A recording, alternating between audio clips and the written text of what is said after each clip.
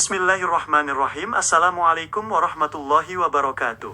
Surah Ibrahim merupakan surah ke-14 dalam Al-Quran, yang dinamakan dengan nama salah satu Nabi dan Rasul Allah Subhanahu wa Ta'ala yang sangat mulia, yaitu Nabi Ibrahim alaihissalam.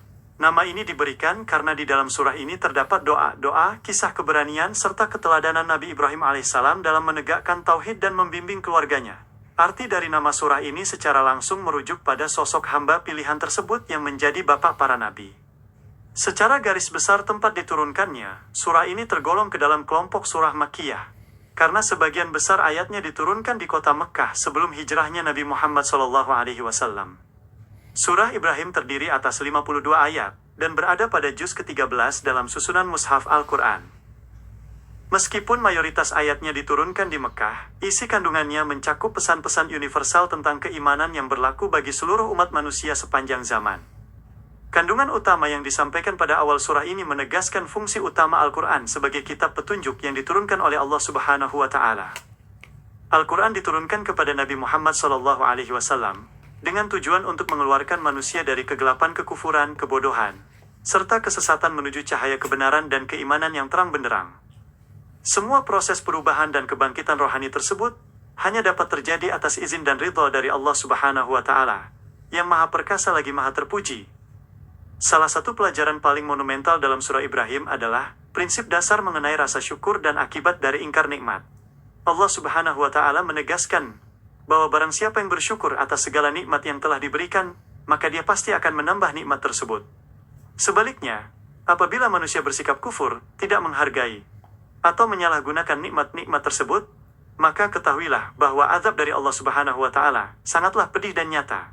Di samping prinsip rasa syukur, surah ini memuat kisah perjuangan para rasul terdahulu, seperti Nabi Musa alaihissalam, serta kisah kaum Nuh, Ad, dan Thamud. Para rasul tersebut diutus oleh Allah Subhanahu wa Ta'ala untuk mengajak kaumnya beriman, namun mereka seringkali dihadapkan pada penolakan, keangkuhan, dan ancaman pengusiran dari masyarakatnya. Pelajaran ini dihadirkan untuk menguatkan hati Nabi Muhammad SAW dan para sahabat dalam menghadapi penentangan dari kaum kafir Quraisy pada masa dakwah di Mekah. Surah Ibrahim juga menyajikan perumpamaan yang sangat indah dan mendalam mengenai kalimat tauhid dan kalimat kekufuran. Allah Subhanahu wa Ta'ala mengumpamakan kalimat yang baik seperti sebatang pohon yang baik, yang akarnya menghujam kuat ke dalam bumi dan cabangnya menjulang tinggi ke langit serta senantiasa memberikan buahnya. Sementara itu, kalimat yang buruk diumpamakan seperti pohon yang buruk yang telah dicabut akar-akarnya dari permukaan bumi sehingga tidak memiliki ketetapan atau kekuatan sama sekali. Bagian yang sangat menyentuh dalam surah ini adalah rangkaian doa yang dipanjatkan oleh Nabi Ibrahim alaihissalam. Saat beliau menempatkan anak dan istrinya di lembah Mekkah yang tandus, beliau memohon kepada Allah Subhanahu wa Ta'ala agar menjadikan negeri tersebut aman dan sentosa, menjauhkan keturunannya dari penyembahan berhala, serta menegakkan ibadah sholat. Doa tersebut juga mencakup permohonan ampunan bagi dirinya, kedua orang tuanya, dan seluruh orang beriman pada hari ditegakkannya perhitungan amal. Garis besar lainnya memuat peringatan keras mengenai peristiwa hari kiamat dan penderitaan orang-orang yang zalim. Di dalam surah ini digambarkan bagaimana orang-orang zalim tidak akan bisa melarikan diri dari keadilan Allah Subhanahu wa Ta'ala, bahkan syaitan sekalipun akan berlepas diri dan mengakui penyesalannya di hadapan para pengikutnya di neraka kelak. Penegasan ini menjadi peringatan nyata agar manusia tidak terbuai oleh tipu daya kehidupan duniawi dan ajakan kejahatan.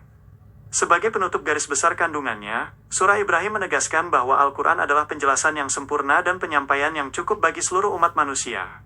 Tujuan utamanya adalah agar manusia mengetahui dan meyakini bahwa Allah Subhanahu wa Ta'ala adalah Tuhan yang Maha Esa.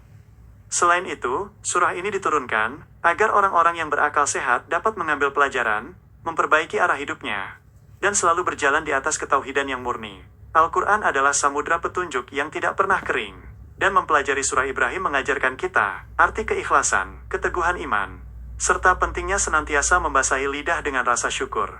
Semoga setiap ayat yang kita baca mampu mengetuk pintu hati kita yang terdalam, mengokohkan langkah dalam ketaatan, dan menjadi penuntun dari kegelapan menuju cahayanya yang abadi.